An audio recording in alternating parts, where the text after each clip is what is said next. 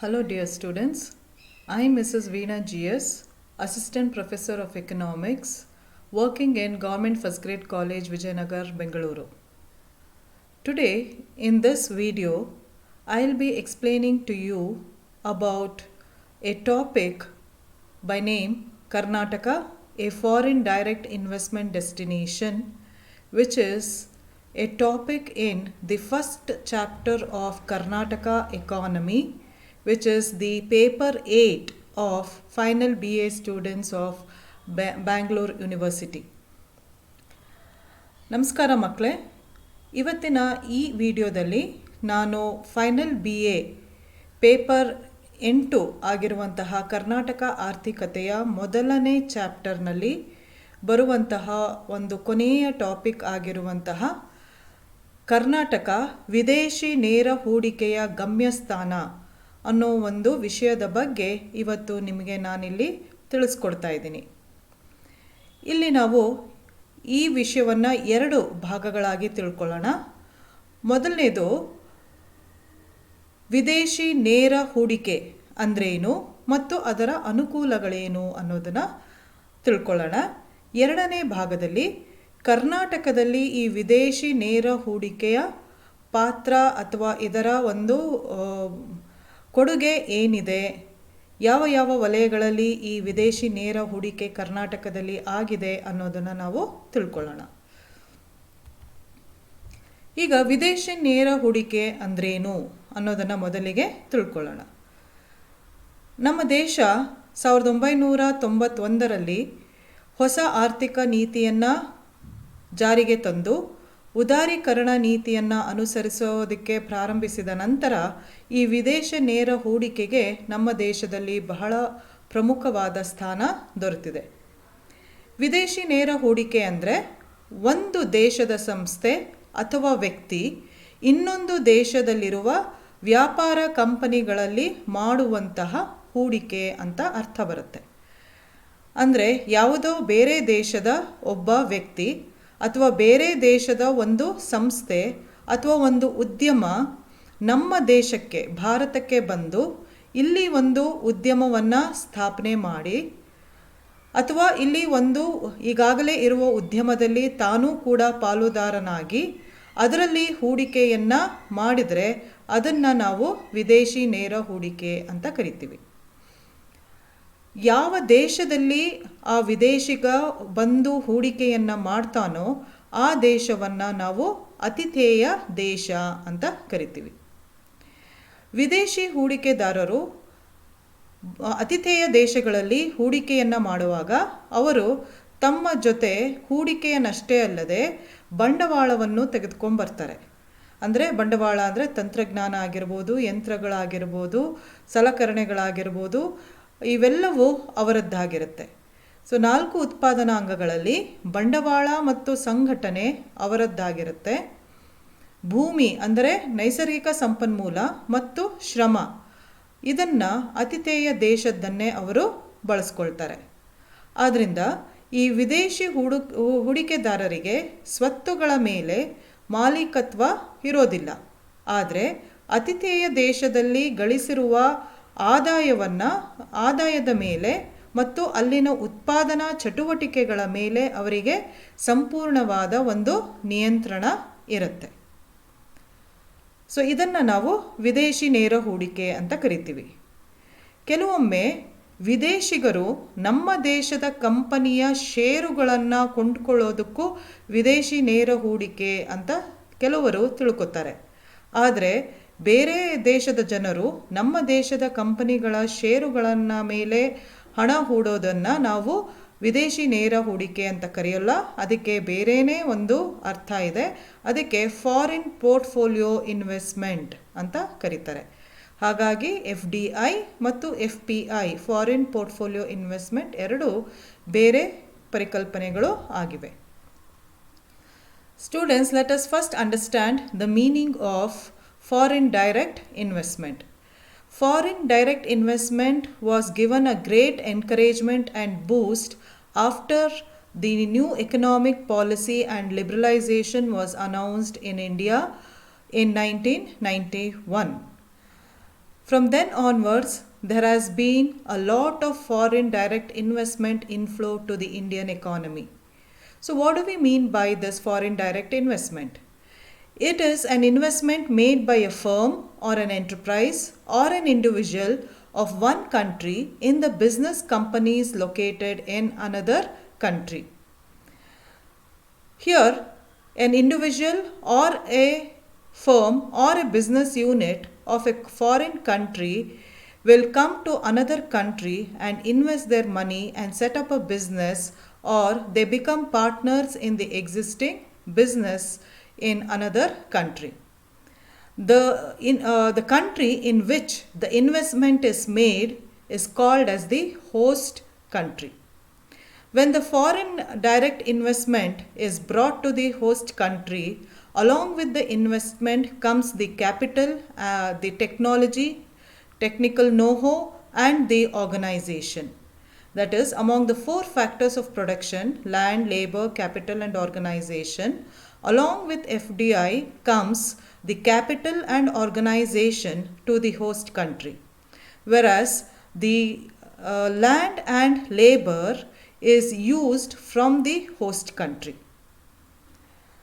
Therefore, the foreign investors will not only have ownership on the assets, but they will also have the control over the income generating productive activities in the host country. So, this is the meaning of FDI.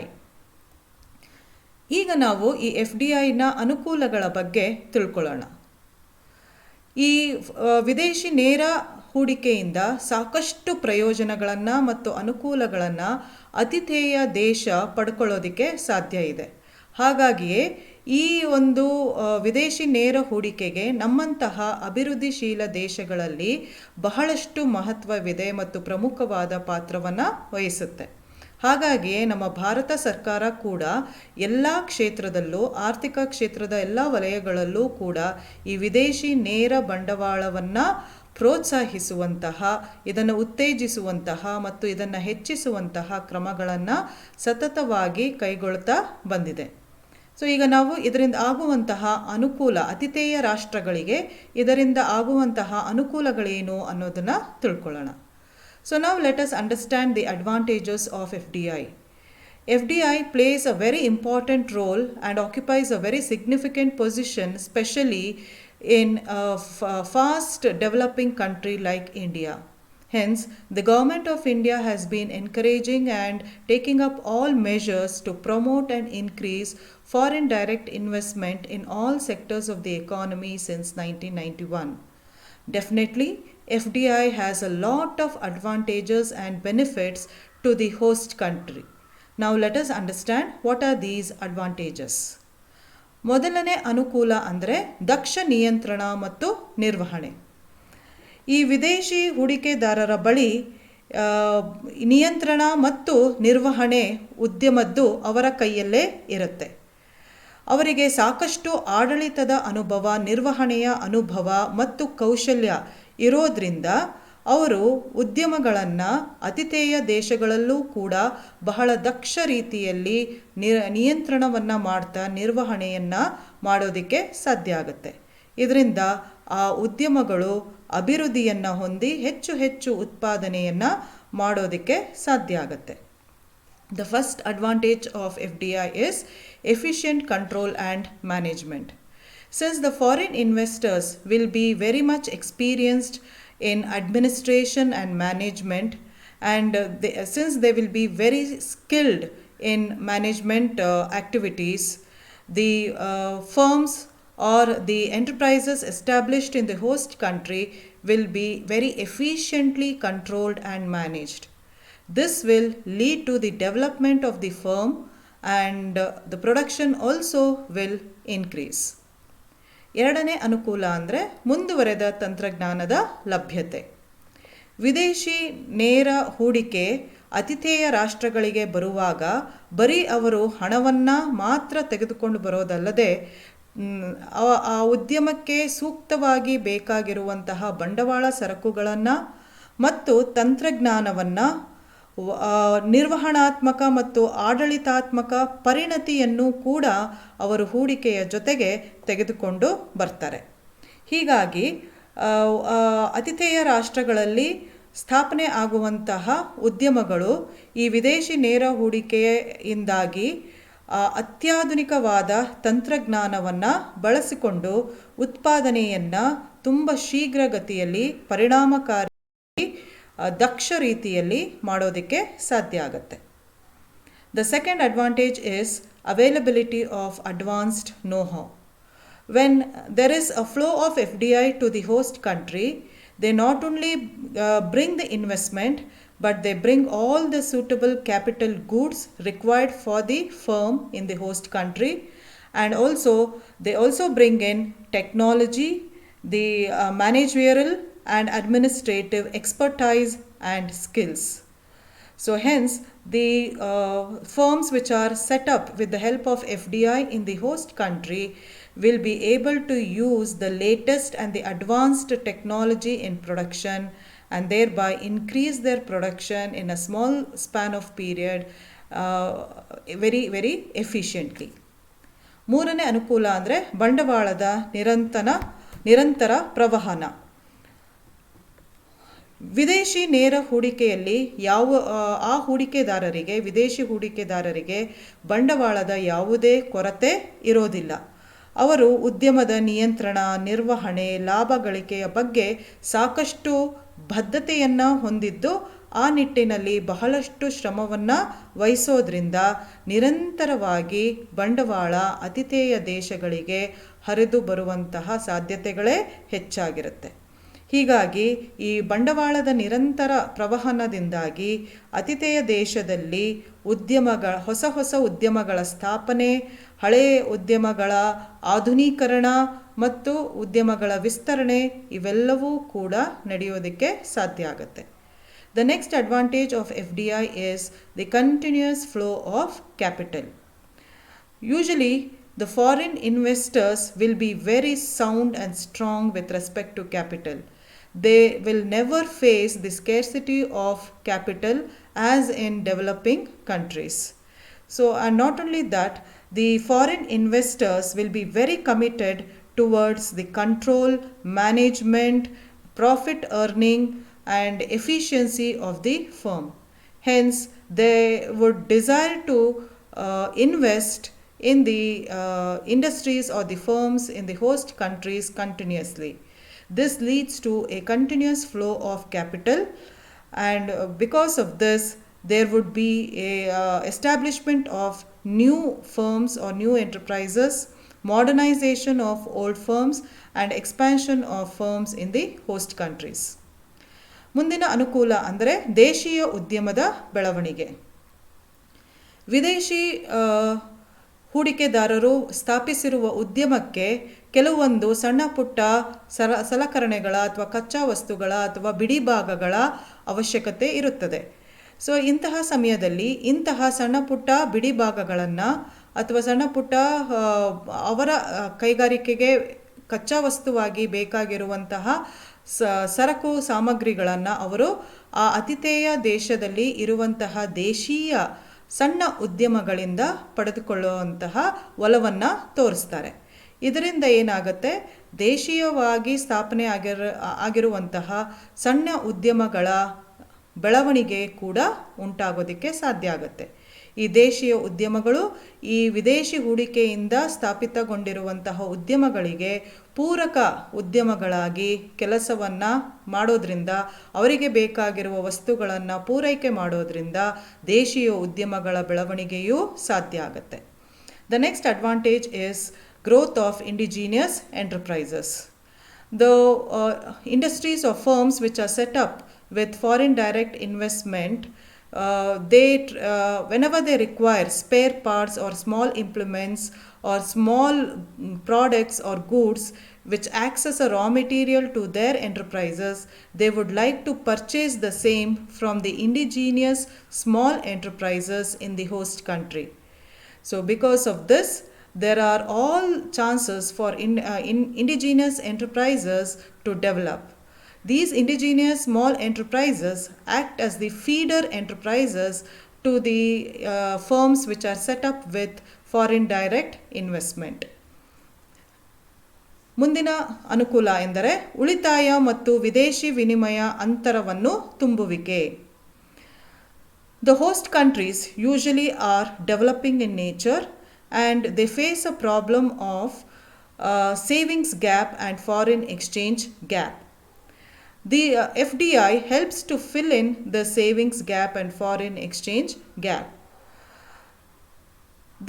Since the income of people in these countries is less and consumption is more, savings will be very less, and all savings will not be converted into investment, and hence there will be a gap between savings and investment called as savings gap. And also because of more imports and less exports, the host countries also face a problem of foreign exchange gap. These two gaps will be very well filled up by the foreign direct investment. When the investment from the foreign countries flow to the host country, savings gap can be removed and also foreign exchange gap can be removed. ಬಹಳಷ್ಟು ಅತಿಥೇಯ ರಾಷ್ಟ್ರಗಳು ಅಭಿವೃದ್ಧಿಶೀಲ ರಾಷ್ಟ್ರಗಳಾಗಿದ್ದು ಈ ದೇಶಗಳಲ್ಲಿ ಆದಾಯ ಕಡಿಮೆ ಇರೋದ್ರಿಂದ ಉಳಿತಾಯಗಳು ಕಡಿಮೆ ಇರುತ್ತವೆ. ಇರುವ ಅಲ್ಪ ಸ್ವಲ್ಪ ಉಳಿತಾಯವೂ ಕೂಡ ಸಂಪೂರ್ಣವಾಗಿ ಹೂಡಿಕೆಯಾಗಿ ಪರಿವರ್ತನೆ ಆಗದೆ ಅಲ್ಲಿ ಉಳಿತಾಯದ ಅಂತರ ನಿರ್ಮಾಣ ಆಗುತ್ತೆ. ಅಷ್ಟೇ ಅಲ್ಲದೆ ಈ ಅತಿಥೇಯ ದೇಶಗಳಲ್ಲಿ ಆಮದುಗಳು ರಫ್ತುಗಳಿಗಿಂತ ಹೆಚ್ಚಾಗಿರೋದ್ರಿಂದ ವಿದೇಶಿ ವಿನಿಮಯ ಅಂತರವಾದ ಸಮಸ್ಯೆಯನ್ನು ಕೂಡ ಅವು ಎದುರಿಸುತ್ತವೆ. ಈ ಎರಡು ಅಂತರಗಳನ್ನು ಅಂದರೆ ಉಳಿತಾಯದ ಅಂತರ ಮತ್ತು ವಿದೇಶಿ ವಿನಿಮಯದ ಅಂತರವನ್ನು ತುಂಬುವಂತಹ ಶಕ್ತಿ ಇರುವುದು ವಿದೇಶಿ ನೇರ ಹೂಡಿಕೆಗೆ. ಈ ವಿದೇಶಿ ನೇರ ಹೂಡಿಕೆ ಅತಿಥೇಯ ದೇಶಗಳಿಗೆ ಹರಿದು ಬಂದಾಗ ಅವು ಹೂಡಿಕೆಯನ್ನು ಹೆಚ್ಚು ಮಾಡೋದ್ರಿಂದ ಉಳಿತಾಯದ ಅಂತರ ಹೊರಟು ಹೋಗುತ್ತದೆ. ಆಮೇಲೆ ಈ ಒಂದು ವಿದೇಶಿ ನೇರ ಹೂಡಿಕೆ ವಿದೇಶಿ ವಿನಿಮಯದ ರೂಪದಲ್ಲಿ ಹರಿದು ಬರುವುದರಿಂದ ವಿದೇಶಿ ವಿನಿಮಯದ ಅಂತರವನ್ನು ನಾವು ಕಡಿಮೆ ಮಾಡೋದಕ್ಕೆ ಸಾಧ್ಯ ಆಗುತ್ತೆ. ಮುಂದಿನ ಅನುಕೂಲ ಅಂದರೆ ಲಾಭಗಳ ಮರು ಹೂಡಿಕೆ.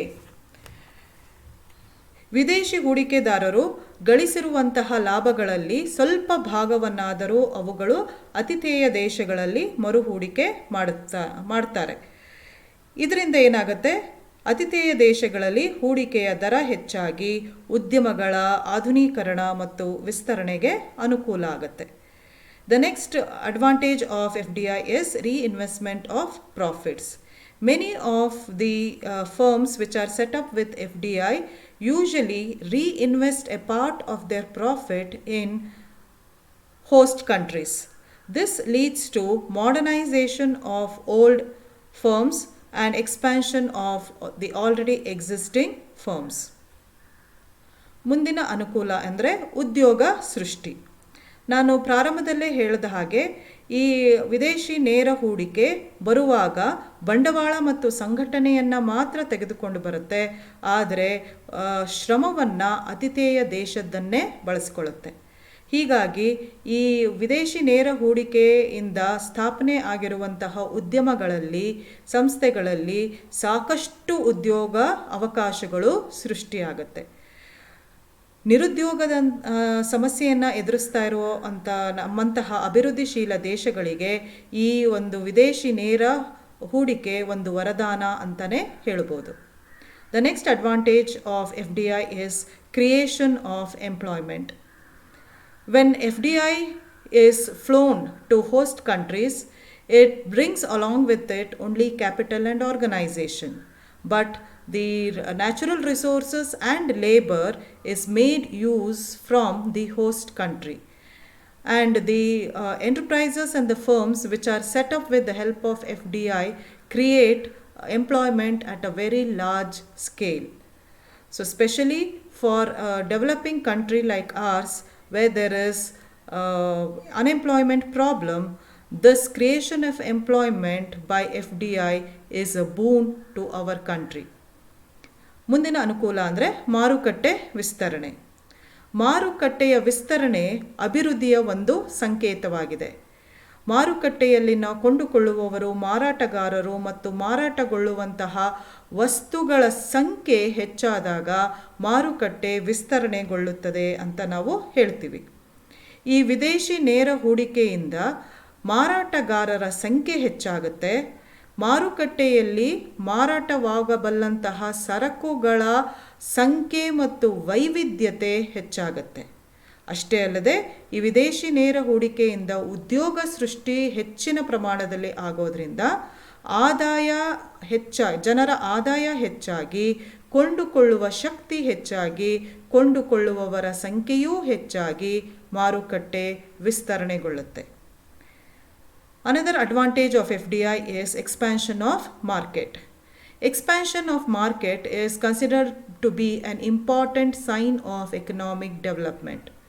A market is said to be expanded when the number of sellers, the number of buyers increase in the market and the number of products exchanged in the market increases. So when FDI is flown into the host country, the number of sellers naturally increase. Along with number of sellers, the number of products available in the market for exchange and the variety of products available will also increase. Since FDI creates employment at a greater extent, it increases the income of the people, which in turn increases the purchasing power, and hence the number of buyers in the market will also increase. All this will lead to the expansion of market. ಮುಂದಿನ ಅನುಕೂಲ ಅಂದರೆ ವೇತನಗಳ ಹೆಚ್ಚಳ. ವಿದೇಶಿ ನೇರ ಹೂಡಿಕೆಯಿಂದ ಉದ್ಯಮಗಳ ಸಂಖ್ಯೆ ಹೆಚ್ಚಾಗಿದ್ದು, ಉದ್ಯಮಗಳು ವಿಸ್ತರಣೆಗೊಳ್ಳೋದ್ರಿಂದ, ಆರ್ಥಿಕ ಚಟುವಟಿಕೆಗಳು ಹೆಚ್ಚಾಗೋದ್ರಿಂದ ಸಹಜವಾಗಿಯೇ ಕೆಲಸಗಾರರ, ಕಾರ್ಮಿಕರ ವೇತನ ಕೂಡ ಹೆಚ್ಚಾಗಿ, ಅವರ ಕೊಂಡುಕೊಳ್ಳುವ ಶಕ್ತಿ ಹೆಚ್ಚಾಗಿ, ಜೀವನ ಮಟ್ಟ ಸುಧಾರಿಸುತ್ತೆ. The next advantage of FDI is increase in wages. Due to foreign direct investment, there will be a growth of firms in the host country, and there will also be expansion of firms leading to greater economic activities. Naturally, as economic activities increases and flourish, the wages of the laborers will also increase, leading to an increase in their purchasing power and an improvement in their standard of living. FDIನ ಇನ್ನೊಂದು ಅನುಕೂಲ ಎಂದರೆ ಹೆಚ್ಚಿನ ತೆರಿಗೆ ವರಮಾನ. ಈ FDIನಿಂದ ಸ್ಥಾಪಿತವಾಗಿರುವ ಉದ್ಯಮಗಳಿಂದ ಸರ್ಕಾರಕ್ಕೆ ಸಾಕಷ್ಟು ತೆರಿಗೆಗಳ ಮೂಲಕ ವರಮಾನ ದೊರೆಯುತ್ತೆ. ಸರ್ಕಾರ ಈ FDIನಿಂದ ಸ್ಥಾಪನೆ ಆಗಿರುವಂತಹ ಉದ್ಯಮಗಳ ಮೇಲೆ ತೆರಿಗೆಯನ್ನು ಹಾಕೋದ್ರ ಮೂಲಕ, ಅವುಗಳ ಲಾಭಗಳ ಮೇಲೆ ಕೂಡ ತೆರಿಗೆಯನ್ನು ಹಾಕೋದ್ರ ಮೂಲಕ ಹೆಚ್ಚಿನ ವರಮಾನವನ್ನು ಸಂಗ್ರಹಿಸೋದಕ್ಕೆ ಸಾಧ್ಯ ಆಗುತ್ತೆ. Another advantage of FDI is it brings larger tax revenue to the government. Since the government levies tax on the income and profit of the firms which are set up by FDI, it brings lot of revenue to the government. ಮುಂದಿನ ಅನುಕೂಲ ಅಂದರೆ ಉದ್ಯಮಶೀಲತೆಯ ಬೆಳವಣಿಗೆ. ವಿದೇಶಿ ಹೂಡಿಕೆದಾರರನ್ನು ನೋಡಿ ಸ್ವದೇಶಿ ಹೂಡಿಕೆದಾರರು ಕೂಡ ಗಂಡಾಂತರಗಳನ್ನು ಎದುರಿಸೋದು ಹೇಗೆ, ಮುಖ್ಯವಾದ ನಿರ್ಧಾರಗಳನ್ನು ತೆಗೆದುಕೊಳ್ಳೋದು ಹೇಗೆ, ಯಶಸ್ವಿ ಉದ್ಯಮಗಾರನಾಗಿ ಬೆಳೆಯೋದು ಹೇಗೆ ಎಂಬುದನ್ನು ನೋಡಿ ಕಲಿತಾರೆ. ಸೊ ಇದರಿಂದಾಗಿ ನಮ್ಮಂತಹ ಅಭಿವೃದ್ಧಿಶೀಲ ದೇಶಗಳಲ್ಲಿ ಉದ್ಯಮಶೀಲತೆಯ ಬೆಳವಣಿಗೆ ಕೂಡ ಇದು ಅನುಕೂಲವಾಗುತ್ತೆ. Another advantage of FDI is growth of entrepreneurship. In developing countries like us, the budding or aspiring entrepreneurs see the foreign entrepreneurs and learn skills of management, skills of risk bearing, skill of decision making, skill of becoming a successful entrepreneur. Hence, it leads to growth of entrepreneurship in developing countries like us. ಕೊನೆಯದಾಗಿ FDIನ ಅನುಕೂಲ ಎಂದರೆ ಪಾವತಿ ಶುಲ್ಕಿನ ಮೇಲೆ ಅನುಕೂಲಕರ ಪರಿಣಾಮ. ಈ F D ಐನಿಂದ ಸ್ಥಾಪಿತವಾದ ಉದ್ಯಮಗಳು ಬರೀ ಸ್ಥಳೀಯ ಮಾರುಕಟ್ಟೆಗಳಲ್ಲಿ ಮಾತ್ರ ತಮ್ಮ ಸರಕುಗಳನ್ನು ಮಾರಾಟ ಮಾಡೋದಲ್ಲದೆ ರಫ್ತುಗಳಿಗೂ ಕೂಡ ಹೆಚ್ಚು ಗಮನವನ್ನು ಹರಿಸೋದ್ರಿಂದ ದೇಶದ ಪಾವತಿ ಶುಲ್ಕಿನ ಮೇಲೆ ಇದು ಅನುಕೂಲಕರವಾದ ಪರಿಣಾಮವನ್ನು ಬೀರೋದಕ್ಕೆ ಸಾಧ್ಯ ಇದೆ. The last benefit or advantage of FDI is it has a beneficial effect on balance of payment of the host country. Since the firms and enterprises set up with the help of FDI concentrate and give importance to the export of their products, it earns lot of foreign exchange to the country. Hence, it will have a beneficial effect on the balance of payment of the host country. ಮಕ್ಕಳೇ, ಇದಿಷ್ಟು F D ಐನ ವಿವಿಧ ರೀತಿಯ ಅನುಕೂಲಗಳು. ಈಗ ಈ ವಿಷಯದ ಎರಡನೇ ಭಾಗಕ್ಕೆ ಬರೋಣ. ಅಂದರೆ ಕರ್ನಾಟಕದಲ್ಲಿ ಈ ವಿದೇಶಿ ನೇರ ಹೂಡಿಕೆ ಹೇಗಿದೆ ಅನ್ನೋದನ್ನು ತಿಳ್ಕೊಳ್ಳೋಣ. ಕರ್ನಾಟಕ ರಾಜ್ಯ ಎಫ್ ಡಿ ಐಯನ್ನು ಅಂದರೆ ವಿದೇಶಿ ನೇರ ಹೂಡಿಕೆಯನ್ನು ಆಕರ್ಷಿಸೋದಕ್ಕೆ ಮತ್ತು ಅದರ ಒಂದು ಪ್ರಮುಖ ತಾಣ ಆಗಬೇಕು ಭಾರತದಲ್ಲಿ ಅಂತ 1998ರಿಂದ ನಿರಂತರವಾಗಿ ಪ್ರಯತ್ನಗಳನ್ನು ಮಾಡ್ತಾ ಬಂದಿದೆ. 1998ರಿಂದ ಈ ಪ್ರಯತ್ನ ನಡೆದಿದೆ ಅಂದರೆ ಹಲವಾರು ವರ್ಷಗಳು ಈಗಾಗಲೇ ಸಂದಿವೆ. ಇಷ್ಟು ವರ್ಷಗಳಲ್ಲಿ ಕರ್ನಾಟಕಕ್ಕೆ ಬಂದಿರುವಂತಹ ಅನುಮೋದಿತ ಒಟ್ಟು ಎಫ್ ಡಿ ಐ ಪ್ರಮಾಣ $8,860 ಕೋಟಿ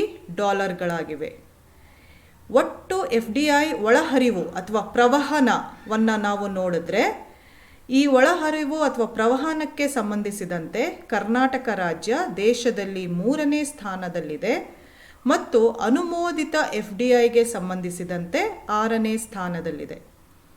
ಅಂದರೆ ಅನುಮೋದಿತ ಎಫ್ ಡಿ ಐ ಮತ್ತು ಎಫ್ ಡಿ ಐನ ಪ್ರವಹನ ಅಂತಂದರೆ ಮೊದಲು ಎಫ್ ಡಿ ಐನ ಸರ್ಕಾರ ಅನುಮೋದನೆ ಮಾಡಬೇಕು, ಅಪ್ರೂವ್ ಮಾಡಬೇಕು.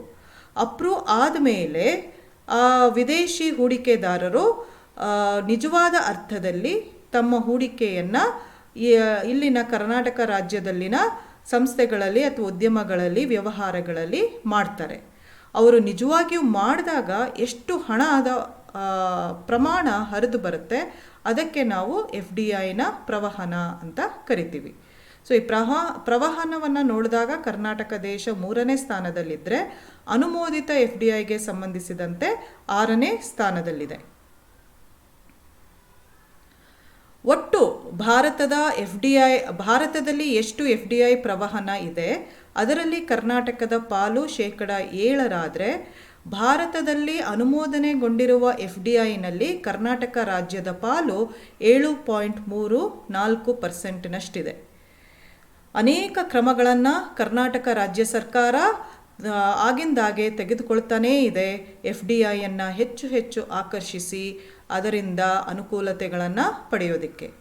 ಇತ್ತೀಚೆಗೆ ಸರ್ಕಾರ ತೆಗೆದುಕೊಂಡಿರುವ ಒಂದು ಮುಖ್ಯ ಕ್ರಮ ಅಂದರೆ ಬೆಂಗಳೂರು ನಗರದಲ್ಲಿ 2010ರಲ್ಲಿ ಜೂನ್ 4 ಮತ್ತು 5ರಂದು ನಡೆದಂತಹ ಜಾಗತಿಕ ಹೂಡಿಕೆದಾರರ ಸಭೆ ಗ್ಲೋಬಲ್ ಇನ್ವೆಸ್ಟರ್ಸ್ ಮೀಟ್. ಈ 2 ದಿನಗಳ ಕಾಲ ನಡೆದಂತಹ ಈ ಸಭೆಯಲ್ಲಿ 361 MOUಗಳು ಅಂದರೆ ಒಡಂಬಡಿಕೆಗಳು ವಿದೇಶಿ ಹೂಡಿಕೆದಾರರೊಂದಿಗೆ ಸಹಿ ಹಾಕಲಾಗಿದೆ ಮತ್ತು ಈ ಒಡಂಬಡಿಕೆಗಳ ಒಟ್ಟು ಮೌಲ್ಯ $4,73,000 ಕೋಟಿ ರೂಪಾಯಿಗಳಾಗಿವೆ.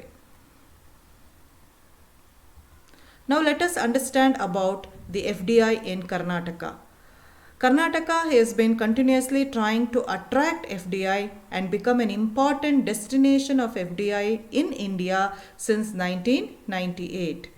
From then onwards, the total approved FDI by Karnataka is around $8,860 crore. With respect to inflow of FDI, Karnataka stands third in the country, and with respect to approved FDI, Karnataka stands 6th in the country. Karnataka's share in India's total FDI inflow is 7%, and its share in total approved FDI is 7.34%. Many measures have been taken by the state government of Karnataka since 1998 to attract and gather FDI to the state. One important to be noted is the Global Investors Meet, which was held in Bengaluru on June 4th and 5th of 2010, where 361 MOUs were signed by the government with different foreign investors, which amounted to worth 4,73,000 crores. So this chart, which was relieved by Times Group, tells us the position of Karnataka in India. In 2017 and 18, with respect to FDI inflow, Karnataka stood second, and in 2018-19, Karnataka government was in the third position. ಈಗ ಕರ್ನಾಟಕದ ಯಾವ ಪ್ರಮುಖ ವಲಯಗಳು FDIಯನ್ನು ಹೆಚ್ಚು ಪಡೆದುಕೊಂಡಿವೆ ಅನ್ನೋದನ್ನು ನಾವೀಗ ತಿಳ್ಕೊಳ್ಳೋಣ. Let us understand the major sectors in Karnataka which have received the foreign direct investment. ಪ್ರಥಮ ಸ್ಥಾನದಲ್ಲಿರೋದು ಗಣಕೀಕರಣ, ತಂತ್ರಾಂಶ ಮತ್ತು ಯಂತ್ರಗಳು. So computerization, software development and machinery has received 18% of FDI in Karnataka. So ಕರ್ನಾಟಕಕ್ಕೆ ಬಂದಿರುವಂತಹ ಒಟ್ಟು ವಿದೇಶಿ ನೇರ ಹೂಡಿಕೆಯಲ್ಲಿ ಈ ವಲಯ ಗಣಕೀಕರಣ, ತಂತ್ರಾಂಶ ಮತ್ತು ಯಂತ್ರಗಳ ಈ ವಲಯ ಒಟ್ಟು 18%ನಷ್ಟು FDIಯನ್ನು ಪಡ್ಕೊಂಡು ಮೊದಲನೇ ಸ್ಥಾನದಲ್ಲಿದೆ. The second sector is housing construction and real estate amounting to 12%. ಗೃಹ ನಿರ್ಮಾಣ ಮತ್ತು ನೈಜ ಆಸ್ತಿ ವಲಯ 12%ನಷ್ಟು FDIಯನ್ನು ಪಡ್ಕೊಂಡಿದೆ. ಹಣಕಾಸಿನ ಮತ್ತು ಹಣಕಾಸೇತರ ಸೇವೆಗಳು 11% ಅಷ್ಟು FDIಯನ್ನು ಪಡ್ಕೊಂಡಿವೆ. Financial and non financial services have got 11% of the FDI which has flown in to the state. ನಂತರದ ಸ್ಥಾನದಲ್ಲಿರೋದು ನಿರ್ಮಾಣ ಚಟುವಟಿಕೆಗಳು. Construction activities have attracted 6% of FDI, and then comes the telecommunication, ದೂರ ಸಂಪರ್ಕ ವಲಯ 5%ನಷ್ಟು FDIಯನ್ನು ಪಡೆದುಕೊಂಡಿದೆ. So these are the major sectors which are in the top most position which have received FDI in the state of Karnataka. ಈ ವಿದೇಶಿ ನೇರ ಹೂಡಿಕೆಯನ್ನು ಆಕರ್ಷಿಸುವಲ್ಲಿ ಕರ್ನಾಟಕ ಸರ್ಕಾರ ಅಥವಾ ಕರ್ನಾಟಕ ರಾಜ್ಯ ಸಾಕಷ್ಟು ಸಮಸ್ಯೆಗಳನ್ನು, ಸವಾಲುಗಳನ್ನು ಸಹ ಎದುರಿಸ್ತಾ ಇದೆ. ಸೂಕ್ತವಾದ ಸ್ಥಳದ ಅಭಾವ, ನೀರು ಮತ್ತು ಕಚ್ಚಾ ವಸ್ತುಗಳ ಕೊರತೆ, ವಿದ್ಯುತ್ ಕೊರತೆ, ಈ ಎಲ್ಲ ಸಮಸ್ಯೆಗಳಿಂದ ಹಲವಾರು ವಿದೇಶಿ ನೇರ ಹೂಡಿಕೆಯ ಯೋಜನೆಗಳು ಕರ್ನಾಟಕಕ್ಕೆ ಕೈತಪ್ಪಿ ಹೋಗಿವೆ. ಇದರಿಂದ ಪಾಠ ಕಲಿತಂತಹ ಸರ್ಕಾರ ಈ ಎಲ್ಲ ಸಮಸ್ಯೆಗಳನ್ನು ನಿವಾರಿಸೋದಕ್ಕೆ ಕಾಲಕಾಲಕ್ಕೆ ಕ್ರಮಗಳನ್ನು ಕೈಗೊಳ್ತಾ ಬಂದಿದೆ ಹಾಗೂ ಹೆಚ್ಚು ಹೆಚ್ಚು ವಿದೇಶಿ ನೇರ ಹೂಡಿಕೆಯನ್ನು ಆಕರ್ಷಿಸುವ ಕಡೆ ಹೆಚ್ಚು ಗಮನವನ್ನು ಹರಿಸ್ತಾ ಬಂದಿದೆ. ಇದಿಷ್ಟು ಕರ್ನಾಟಕದಲ್ಲಿನ ವಿದೇಶಿ ನೇರ ಹೂಡಿಕೆಯ ಬಗ್ಗೆ. ಧನ್ಯವಾದಗಳು.